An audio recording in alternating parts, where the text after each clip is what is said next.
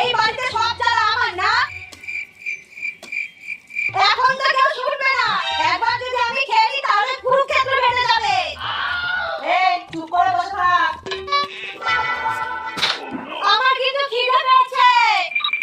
আমি 1 থেকে 10 গুনবো। এর মধ্যে আসলে আসবে, তাহলে আমি খেতে বসে পড়বো। 1 2 3 ধুপ হাইয়া। আসতে পারি? আসুন। अब ये कौन है बे? আপনাকে তো ঠিক। এখানে আপনার খাবার আছে আর এখানে আপনার। খেয়ে নিন। কিন্তু আপনি কে? আমি এই রাস্তা দিয়ে যাচ্ছিলাম। ও দাদা, শুনুন শুনুন। আমাকে ডাকছে? এখানে আপনি ছাড়া আর কে আছে? আমাকে দেখে আপনার কি দাদা মনে হচ্ছে? বুঝতে পারিনি। আমার একটা কাজ করে দেবেন, 200 টাকা দেবো।